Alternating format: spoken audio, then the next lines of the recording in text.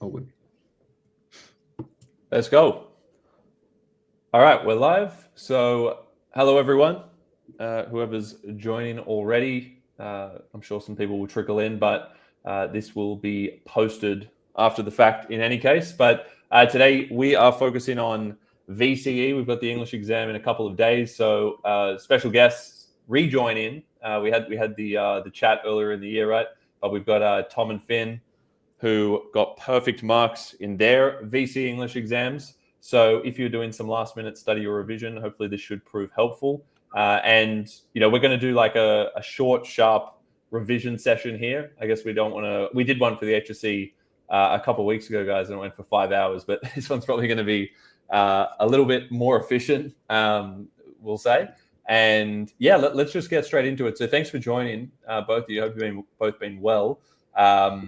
In terms of like students about to sit their exams in a couple of days, what were you guys doing? We'll start with you, Tom. Like, what were you doing a couple of days out? What's your recommendation in terms of like the most practical thing you could be doing at this stage?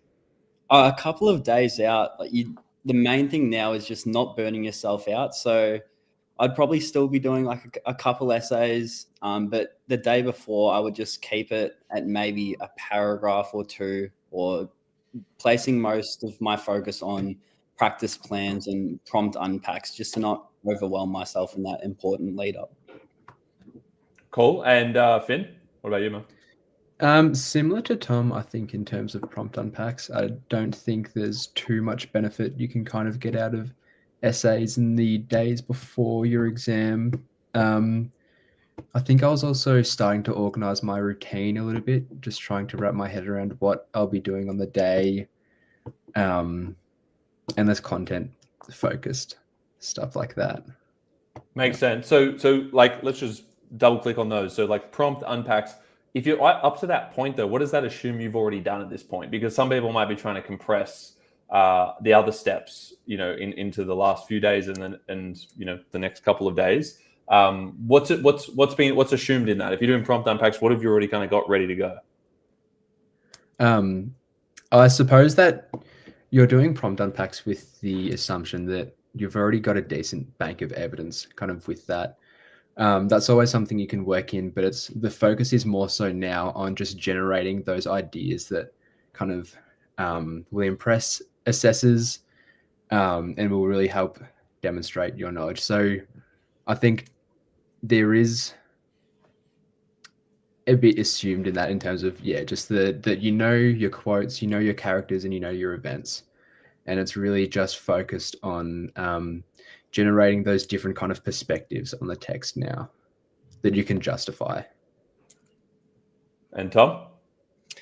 Very similar to Finn, just making sure that you're able to apply your ideas to basically any prompt that you can get. So in the lead up to the English exam, for me, it was more of just a confidence thing, not making myself sit through hours and hours of practice exams right up in that lead up, but more just assuring myself. So it is definitely based on the assumption that you've put in a bit of work, or that you're familiar with the content, at least to the point where you can construct a plan that's versatile enough to prepare you for what you might get on the exam that day.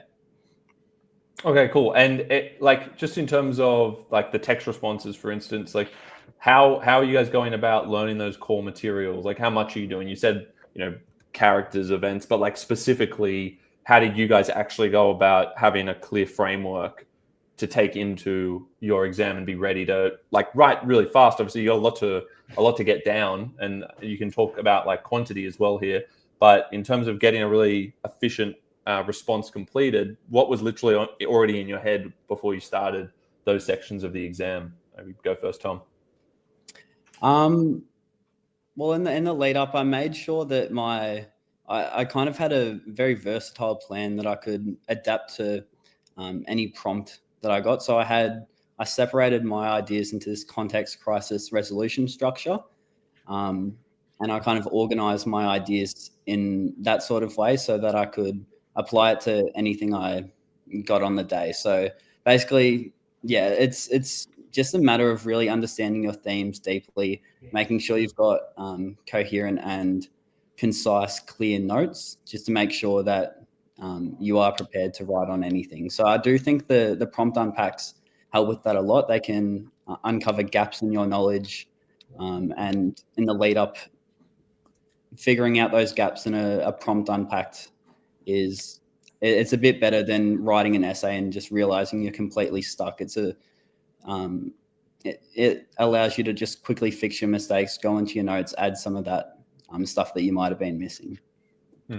Okay, and just to double click on that one, so you said context crisis resolution. Was that the yeah. I don't want to introduce any ideas like too close to the English exam, like get people stressing. No, of course.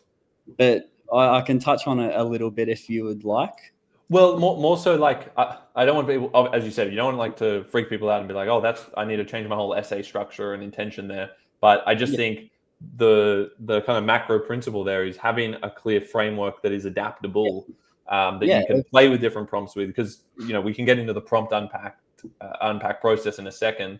But I think the fact you had a structure that actually had a logical progression in it, moving towards a resolution, that's just something for people to note, that it's good for an essay to move forward like that. And if you have it within that framework, you don't have to use the language of context crisis resolution, but just framing your ideas in that way. I've found as well, it makes your essay very versatile and flexible. So I just think that's an important thing for people to keep in mind. Even if you've already got your ideas, just structure them in a way where it makes sense for the essay to move forward, no matter what prompt or question you're responding to. Definitely, yeah. And Finn?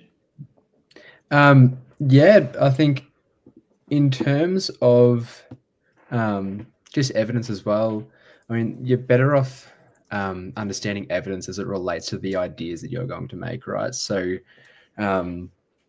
just doing stuff like these prompt unpacks is incredibly useful. Even writing individual paragraphs, so you can figure out the best way to fit this evidence actually into your writing, because that's probably one of the biggest time wasters on the exam, right? Just understanding how you're going to translate these thoughts into writing on the paper. So figuring out what evidence you can keep and what evidence you can cut, and how that kind of can fit into your writing, and how you can make that flow well, if that makes sense, right? Especially, I think, knowing what events, what characters relate to specific, say we're taking the context crisis resolution structure, for example, what characters or what events really lend themselves to a consideration of the resolution of the text, and what may be best left for exploration of the world of the text and the ideas and views and values of that text. Yeah, makes sense. All right, cool. So that's kind of like something to have in mind in terms of the preparation to date, and what to think about in the next day, basically going forward. But obviously, you said like the main thing you would both be focusing on right now is like unpacking prompts, doing some practice around unseen stimuli, etc. So take us through that. And what I'll do is I'll just like share my screen. Maybe we can just like have last year's paper as like a reference point, right? And just like you can kind of put some color on what you're saying, so that anyone watching this, just doing some last minute preparation, can get a sense of how you guys were thinking about it, right? So let's see if we can pull this up. All right, so hopefully this brings back good memories for you guys. So the 2024 paper, right? The first section here, by the way, order of exam, what's your recommendations on how did you guys structure it? What did you do first, second, third? We both structured it section C first, then section A, and then finishing it off with B. Okay, so let's follow it. So and what's just quick logic for that? Like, do you have a strong position on that? You feel like it really did save you some time and it made a lot of sense? Yeah. I think it's the most logical way to do it, because you do have 15 minutes reading time. Most of that reading time will be dedicated to reading section C and thinking of what quotes and excerpts you want to use in your writing. What are the arguments? So it just makes sense logically that as soon as reading time finishes, you go straight in with your highlighter. You know what evidence you're going to talk about. The stimulus is still fresh in your mind, because obviously it is a lot to consume. And then similarly to then go to section A, like the quotes. I don't know, some people might forget quotes, so it's good to get onto that quickly. And then it is a bit of a personal preference thing, but I felt like ending with B, section B lends itself to a bit of memorization. So for me, it was easier to just kind of smash some of that out on autopilot almost, just making sure I incorporate. Which is this creating text one, right? Yeah, that's correct. So what framework did you guys do? We did protest. You did protest. So you thought like you had some more kind of prepared material for this, and that allowed you to move a bit faster there. Whereas because you have the initial read-in time, it doesn't make sense to start with something like this because there's not that much to read through. So C makes a lot of sense to start with. So it's like that cab structure, right? C, A, B. End on this one. Also, ending on B, it's a bit more flexible with length as well. So you're not going to get like punished as much as if you like run out of time and it's a little bit shorter because it's more like quality over quantity, right? Yeah, definitely. Hey, so we'll go through that structure in a second while we have you both here. So a couple of quick things coming through. To you, Tom, in caps. How many quotes should I memorize, my friend? That is a good question. I would say it's better to have more memorized just in case you forget a few. I would say at an absolute minimum, I would try have 15 quotes at least memorized. So 5 for each body paragraph. Okay, so you have 5 for each. We're going up to, this is A, so you're recommending this to be the second section you do. What text did you guys do? We did We Have Always Lived in the Castle. Okay. If I haven't already gone past that one. Should be down at the bottom, I think. Alphabetical right here. Yeah. That makes it easy. Okay. So you did this text, We've Always Lived in the Castle. This was the second thing you did after section C. And you're saying 15 quotes. Now, I guess the caveat there is, right, it depends on how fast you are as a writer as well, to an extent. Like some students are just really slow writers and probably should kind of err on the side of caution there. Maybe have 5, but 4 might be more realistic for some students. So it's always worth doing a practice write out and seeing what's actually feasible. But you're saying just, kind of 5, but go ahead. Yeah, no, just on that, Johnny. I think it depends how big your quotes are as well, right? Mm-hmm. Sometimes the best quotes are 1 or 2 words long. So Agreed. When we say 15 quotes, it doesn't necessarily mean that you have to memorize entire lines of your text. Even just those shorter kind of quotes can be just as powerful in making a point. Yeah, absolutely. And I fully support that, especially because it means you're not wasting time just regurgitating extracts from the text, and you're actually focusing your time on your own analysis, which is where you're going to get the marks. So a huge problem for students is doing quotes that are too long. They take a line or 2 to write, whereas you could have this really effective 1 or 2 word quote or one phrase that kind of has the metaphor in it or whatever it might be, and then kind of weaving it into the sentence, right? And it's easier to make it flow into a sentence when it's shorter anyway, versus having to like start and stop and do this really long quote.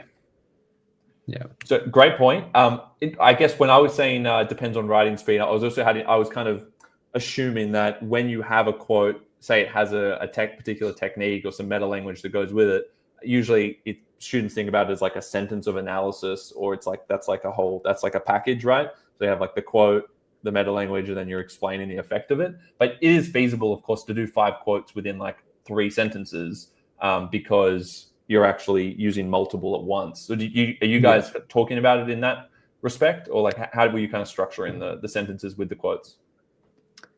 I think it was a little bit of playing around with syntax and such. I'm trying to think of some of the quotes I used. I guess a question on that would be like maybe just a question to this point is just when you had a body paragraph, how many, besides the like kind of the point sentence at the top, how many sentences after did you have that were analyzing the text, more or less? Basically like the bulk of the paragraph, I would say. Like after my topic sentence, I kind of like to follow straight away with, usually I would incorporate a character immediately, and probably in that sentence or the sentence after, I would have tried to incorporate a quote at that point, and then furthered the analysis on that, and then a quote after that, and kind of repeat that structure in a way. And are you like, I get what you're saying, like you go straight into it, but were you saying you'd probably do it 5 times? You'd have 5 sentences after the topic sentence or the point? Yeah, maybe even more sometimes. Not just on like one piece of analysis, but yeah, in total, probably about like a page. Across it. Yeah.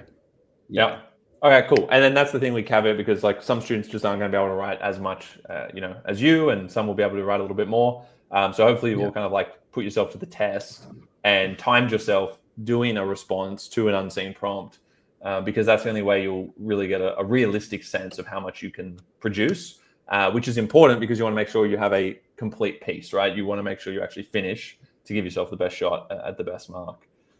So, okay, great. So that definitely answers that. Now, for there's a few in the room here. Join in. So we said best structure would be CAB in your opinion, and we've gone through the logic of why. So just when you were talking about prompt unpacks, are we mainly talking about text response there, like on section A? So let's just go up to that, because I think students would benefit from this. We'll go back to your example. So here we are. Now, when you're talking about a prompt unpack, when you practice doing that, what did you find? Do you have any tricks for people if they're looking at a prompt? Like, what's some quick exercises people can do when they look at it to get into the right mindset for how to respond to a prompt? I think definitely having a structure that like what Tom was talking about with the context crisis resolution, a structure like that would be beneficial, where you have, I think, as it stands, VCA are big fans of talking about the views and values of the world, right? So even having your first body paragraph, you're going to be talking about the world of the text and the views and values associated with that. So I guess that provides a little bit of scope for that first body paragraph. I think for your third body paragraph, I think it's always beneficial if you talk about the resolution of your text. This might be a little bit difficult for others, but I think novels especially, because like there's always something to be said there, right? So I think even if you know that your first and third are going to be tailored toward these 2 different things, and then that kind of leaves a little bit of, it's a bit open for your second body paragraph. But I think that something like that definitely helps directing your unpack a lot.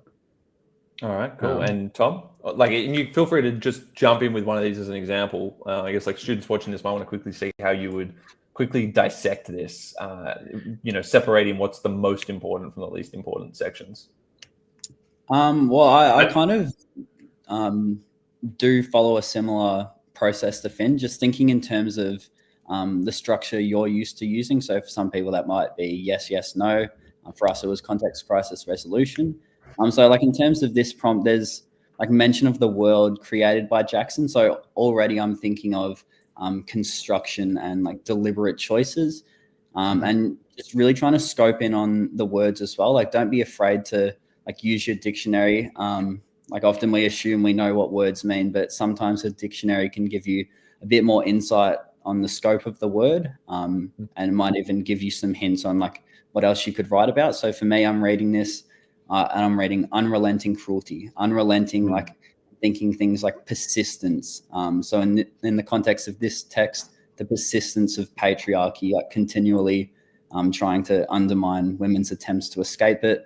Obviously cruelty, there's a lot to unpack there. And for this text, this will all come back to patriarchy. So with prompt unpacks, I like to try and find, I feel like a lot of texts have like a core theme, which all of the other themes connect into. So for this text, patriarchy was that core theme, and all of the other themes in some way or another link in and connect to that. So even ones that you wouldn't expect to be connected, such as like guilt or punishment, will often like tie directly in. So just try and make sure you've got a firm understanding of the core idea or the core theme of your text, and understand how all of those other themes tie in as well. Yeah, I think that's really good advice. And what about with the sections here just on the screen, like the actual kind of quote or extract there? Like, if students like, oh, do I have to actually like quote that directly? Do I put that in the introduction? How did you guys use that exactly? I would aim to at least include it once throughout your essay. It's like you can still get a really good grade without doing that, but sometimes the quote can actually be helpful in guiding you as to what parts of the text like you might want to examine. So personally, I like to, if I got a quote in a prompt, I would try and just briefly tackle it in the intro, just as maybe part of a hook or something like that. Mm-hmm. But otherwise, if you know the part of the text where that quote is from and you have something to say about it, definitely try and include it.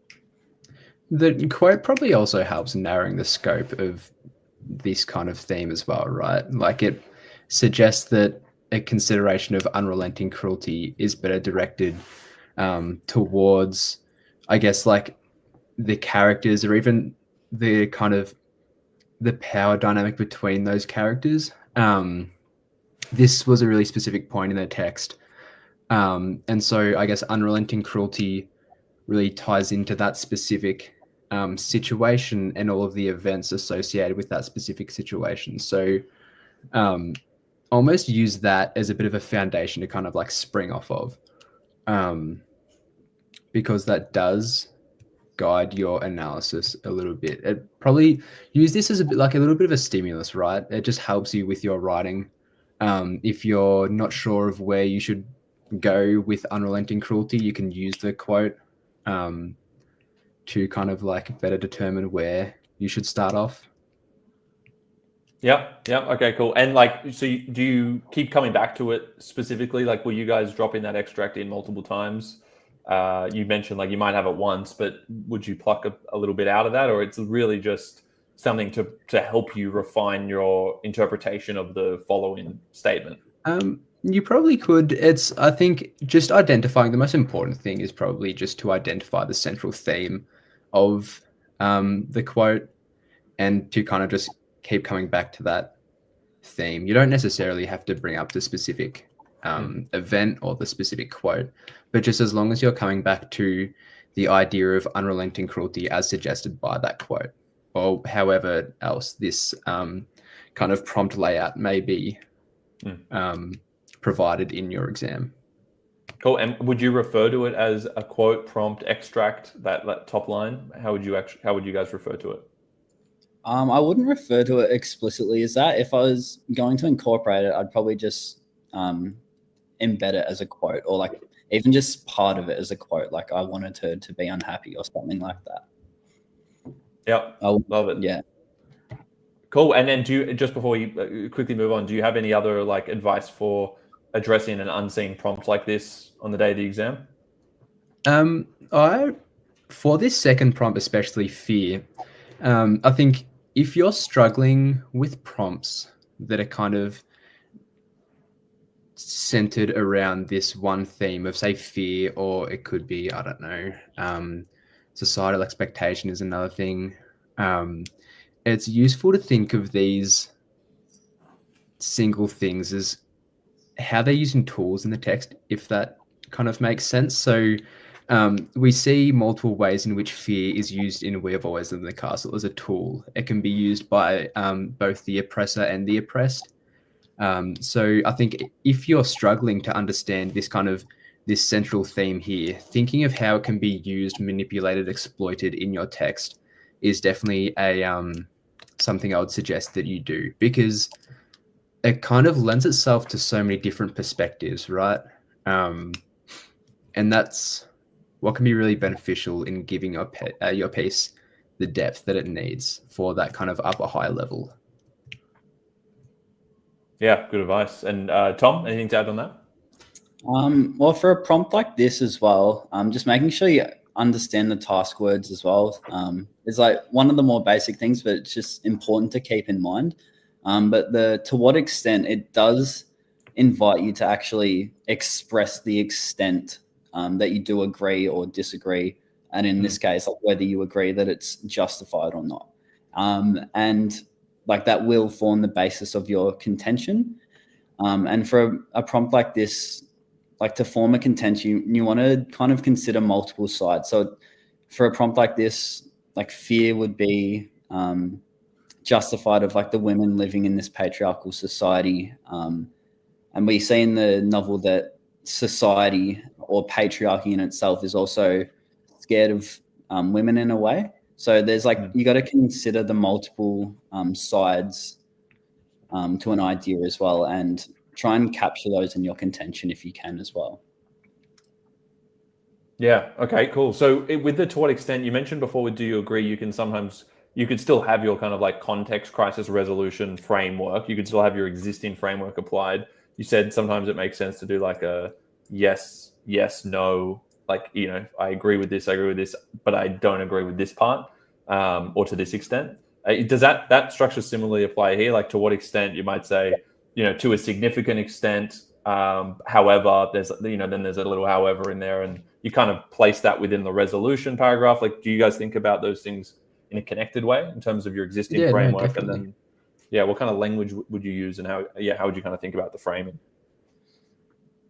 I guess like if there is ever a prompt about like along the lines of to what extent, you always want to be coming back to this idea of kind of like quantifying, right? And like so you, I think this is especially important with signposting. You mentioned before, like the kind of the however for the no paragraph, and so so you start off yes, and then for your second yes, just further kind of like advancing on this idea that you're kind of agreeing with the prompt. So I think, especially the signposting is definitely important there. And you guys would use a word like to a significant extent, or like you would use that kind of language explicitly, say the word extent, like even in your contention?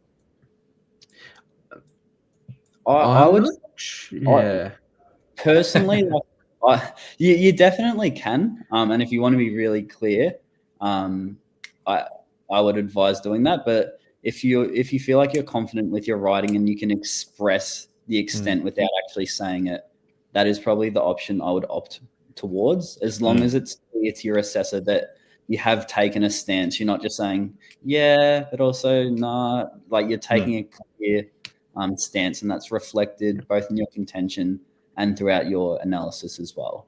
Because examiners, they don't really like when kids kind of sit on the fence. They want you to adopt a stance and pretty much justify that stance as well. Yeah, I don't think that's to say that you can't like do what Johnny said and say like to a large extent. You can probably omit the extent, but you can say that it significantly represents, fear is largely this. However, it can also be this, and so you're really throwing weight behind fear being this, but then you're also allowing for like the 25% that it is kind of this other thing as well. If we're going to quantify it in that way.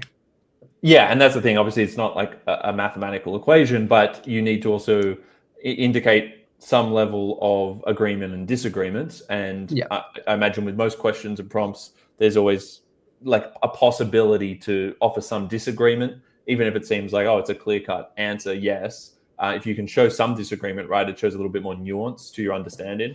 So, weaving that in, maybe it's only 1/3 of the argument, but even in your introduction, doing a significantly represents fear, but although, and then say something that might go beyond the question or disagree with it. Maybe that's more for like the do you agree, which is to your point, Tom, you have to look carefully at the exact wording of the question. Like, is it to what extent or is it do you agree? Might require slightly different language, but that kind of approach seems like a good one. Now, again, you guys drop off whenever you need to, but I was going to say, if you've got a couple of minutes, I was just going to see if you got quick points or tips just for the other two, and we don't need to spend as long, but you guys good for a couple more? No, of course, yeah. Appreciate it. Got a few in the room here, so I'm sure this is helping them. Let's go down to the analyzing argument or argument analysis. So talk to me about this quickly. Like if you, like, what's the 80-20 mindset here? Like if a student's looking at this and they're feeling pretty rusty on this section, what's like the one thing that they should really focus on to prepare or to execute on the day? I think using reading time will especially be helpful for those kind of students. I think we generally recommend that students read the stimulus 3 times, the persuasive stimulus 3 times. So first time you want to be reading purely for understanding. So don't necessarily think about argument, I guess what specific techniques are being used. Just think about the contention, the purpose, what the issue is especially. And so you read it once during reading time. And then once you're done with that, you'll revisit and you'll read it again. And this time you're trying to understand where they kind of separate their argument or where one argument flows into another. So just trying to understand where those points are. Oftentimes there'll be a change in tone used, or it could even be really clearly signposted. And then when reading time finishes and writing time begins, students should then read for a 3rd time. And this is when they start annotating the page, clearly labeling the different sections where arguments are being made, and highlighting the elements that are kind of being used to make that argument and to kind of support their line of argument. All right, cool. So that is like a three read process. Go through it 3 times with a slightly different intent each time.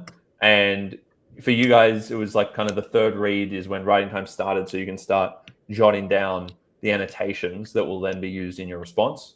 Is that more or less the overall approach here?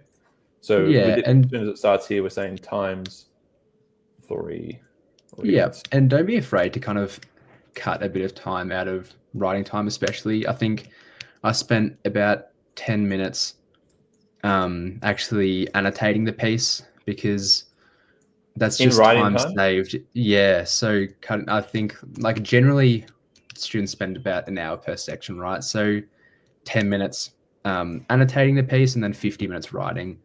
And that it doesn't seem like it, but that does kind of save time, because then that's less time thinking about what you're going to write and more time writing. Yeah, nice. And like, so that answers a Yusha's question. All 3 times in reading time? No, probably it's gonna be like 2. And again, just remind us, like, first read, what would you summarize, like, just so people can remember? First read, what are you looking for? So first read for understanding. Second read for argument, and then 3rd read for persuasive techniques, elements, that sort of thing. Love that. That makes absolute sense. But the 3rd read might be digging into writing time. People are going to freak out and think, oh, don't we need to start writing our answer? You're saying, no, it's okay if it takes 5 to 10 more minutes, because you're actually collecting everything, and it's going to make you more efficient in the long term there with that section. Correct. Awesome. And then Tom, just to add on that before we go to the last section, like, that's the read-in process. In terms of like a tip or 2 here, in terms of when you go through it, any tricks that you would use to get that, extract the techniques out as quickly as possible, or extract the argument, the contention out? How are you thinking about it? For contention, just be prepared for the fact that the contention might not always just be in one spot. Sometimes you have to draw from different parts of the piece to actually extract the contention. And it is worth like doing that and trying to pick up little bits throughout the piece, because the contention does form such a significant part of your mark. You're marked heavily on your understanding of the contention and the depth that you add to it as well. And then just another general tip is just placing a lot of emphasis on intended effect. Like, we're drilled, like we've got that idea drilled into us from probably year 10, just intended effect. But often people can subconsciously just identify and label techniques, and they might provide some nice like vocab and stuff to identify the techniques without actually explicitly addressing the effect this has on the audience. So just, one of my pieces of advice would just be reference the audience and the intended effect more than you think you need to, because often you're probably not mentioning it enough. Yeah, love that. So this part, really trying to nail the effect on the audience, insofar as it's persuading them of a particular perspective. So that's the whole nature of the task, right? And do you find these are pretty generic generally? It's really more putting you to the test about the actual understanding of the article or text that they give you? Yeah, with the VCAR pieces, I've found that they generally follow a bit of a similar structure. Obviously, it can differ from year to year, but usually the first section of the piece, which will form the basis for your body paragraph 1, usually it'll be something about like establishing credibility or like building a sense of relatability, maybe even like addressing the problem as well. Second part can differ year to year, but it might be exploring the consequences of not supporting their contention, or then the third paragraph might be about the benefits of supporting their contention. And usually you'll see with the third body paragraph or the final section of the piece, usually, or like if not always, there's some sort of like inclusive approach and a call to action. You'll see in most of the pieces as well. Love it. Okay, great. So that's super helpful for that. You guys do a lot of practice ones for these? Like if you were to quantify that, like how many practice things did you do in the kind of days leading up? Days leading up, I probably did I aim for like 1 essay a day, like leading up. I didn't want to just burn myself out too much. I think I was very much similar to Tom, an essay a day. And of course, it depends on what section you're least confident with. Obviously, you're going to tailor your revision to that section. But I think definitely, an essay a day was generally what we hit. Cool. And a couple of questions have come in. Is a conclusion necessary for a text response? Did you guys do a conclusion? Yeah. So anytime you're kind of, advancing your own argument, you do need to conclude on that. With the exception of section C. I mean, section C, you're not really putting forth your own argument, right? So you don't really need to conclude on anything. You can kind of omit that. But definitely for section A, you need a conclusion. Yeah. Probably doesn't need to be that long, right? Generally, it's like could be 1 to 2 sentences. Time for time, but just having one, even just aiming to have that one sentence. Correct. Can be effective. And then Joe Cho's been asking us a couple of times. Should probably answer them. Speaking about time allocation, what time checkpoints did you use for section A, C, and B in that order? I feel like it is very context dependent, but these couple of days leading up to the exam might be a good opportunity to try and understand how long you're taking on each piece. So for me, I would probably aim for about 50 minutes to an hour for section C. Section A tended to take a little bit longer for me, so I would aim for probably about 1 hour 10. And then section B, due to having memorized a decent amount and fitting it so I could adapt it to stimulus, that section probably only took me about 40 minutes, which would then leave me a bit of time for proofing my writing, fixing any syntactical errors or anything like that, just to kind of polish your piece off a little bit as well. Awesome. Good answer. Same for you, Finn. No big discrepancies there? The exact same. I think it's important to kind of know where your strengths are so you can stack timing there. I think for a lot of students, section B will be that.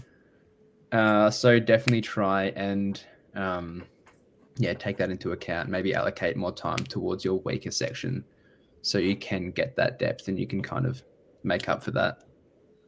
Perfect. And all right, final thoughts here before I let you guys go, unless you absolutely have to then drop off. But last thoughts on this section B here, creating text. You guys did protest, correct?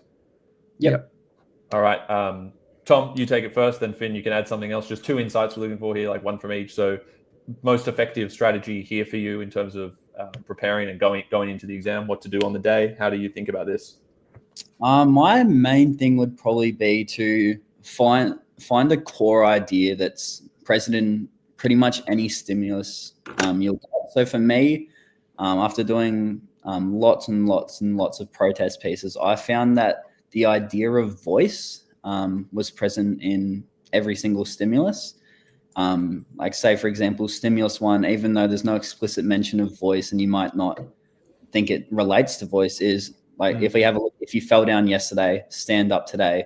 Standing up obviously requires you to use your voice, and that could be in a literal sense, but it can also be in a metaphorical sense, just standing up against injustice, dissenting, and things like that. So that's probably my main thing for section B is try and think about how they connect to voice. I think that's probably the most fundamental concept framework of protest.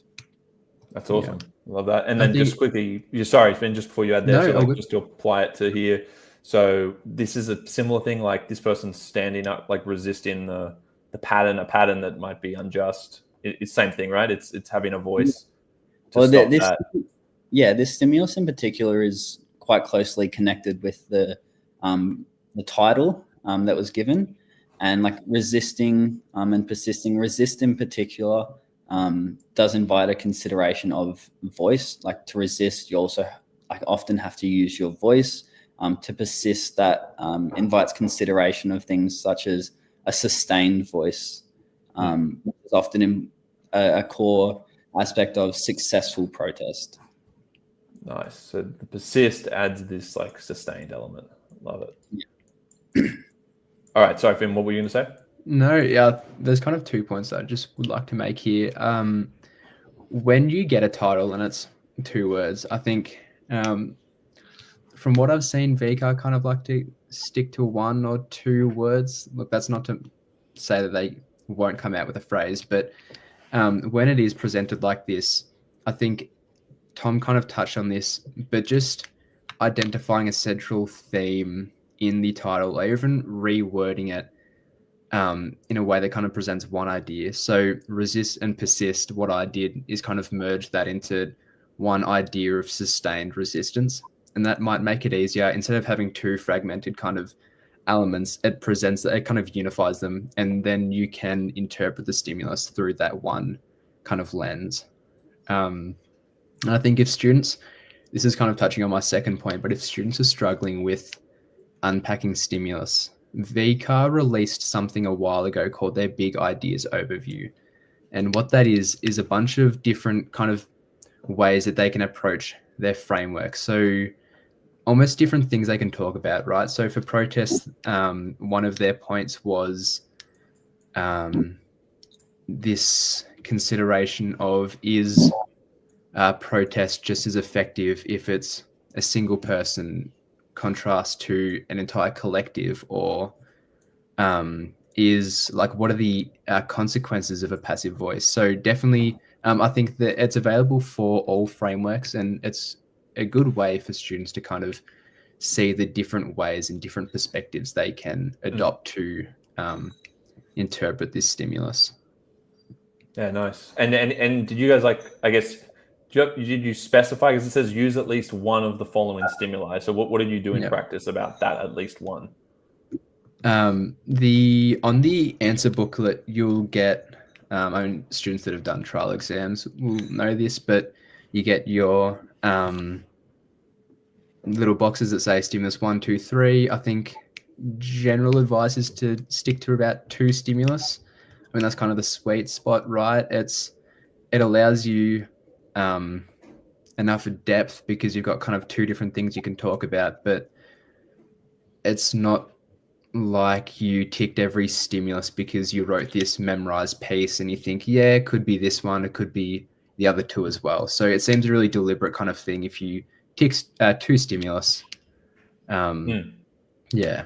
Okay, cool. And Tom, anything else on that? No, pretty similar views on that. I would advise against what Finn was saying of ticking all 3 boxes just for the sake of it, or even just in general, even if you think, yeah, my piece can relate to all of those, I feel like it's better to just pick 2 and place a greater focus on them. Awesome. So 2's like the sweet spot in at least one scenario. Amazing. Yeah. Guys, thanks so much. I know you gave more time than you planned, so appreciate that. Thanks. But super helpful. Some good questions coming through. and a lot of others, I'm sure, will watch this in the last kind of 2 nights before their exam. So yeah, we'll hopefully get you guys on again soon as we go through the next year. But you both still tutoring. Feel free to shout out how people can. Yeah, no, correct. We both tutor for Eduverse Education. So if you're looking to get into that, we are running a Head Start program. And I think especially we're real keen on running exam kind of sessions. So if you feel like that's something, or any year 11s going into year 12 who struggle with exams, that's something we definitely try and target. Yeah. Amazing. So Eduverse, and then we'll put something in the description for you. And then, of course, in addition to the tutoring, feel free to reach out to JeddAI as well, and we can shoot you forward to Tom and Finn. And also JeddAI.com if you need VCE English resources on some of the text, help with your analysis, help you build up the responses. That'll go well as well. So guys, thanks so much for joining. I'll let you drop out, and yeah, we'll see you again soon. Thanks, Cheers. guys. Thanks. Thanks.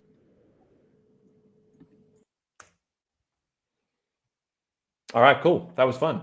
Hope you guys enjoyed that. Just running through an actual paper, took some notes. As you can see here, Finn and Tom, super experienced with this stuff. They got full marks in their VCE English exam last year. So, and they've been teaching it as well. So great assets to have, working with us at JeddAI in this respect, and then also doing their own thing at Eduverse with the tutoring. So definitely stay in touch about that if you're interested. If you need immediate resources, last minute resources, jump onto JeddAI.com. And then you can find the exact breakdowns of analysis. You can do practice questions. You can see exactly how to write a response for the creating text module and the analyzing argument. It's all on there for you. But otherwise, unless you guys have any other questions, I'm going to leave it at that. And hopefully running through those 3 sections has helped. Remember that their advice was CAB, CAB in terms of the order of the exam. We ran through the kind of timing, and Joe Cho's basically kind of summarized it here for us. They were saying about you have the reading time, you have about 60 minutes for section C, which you do first, and then it can take a little bit longer for the text response, 65 to 70 minutes, and then the last section for the creating text, because you might have a little bit more, you might have done a bit more practice, hopefully. You've got some prepared materials, you've got an adaptable approach like you're seeing on screen, where you have something like voice about protest that you can kind of relate a lot of different prompts to. And if you've done that, you probably only need 45 minutes ish, right? So that was their recommendation. They got full marks in it. That's also consistent with what a lot of other students have done, but I think the CAB makes a lot of sense. So guys, good luck in a couple of days for those of you doing the VCE English exam. If you're in year 11 or another year going forward, again, check out JeddAI.com for the resources. Tom and Finn were with Eduverse for the tutoring, but just reach out to us at JeddAI if you have any questions or need any help with anything like that. If you need feedback on your drafts, feedback on essay drafts specifically, or you're creating text pieces, just jump onto JeddAI.com and we'll see you all soon. But good luck with the final exams.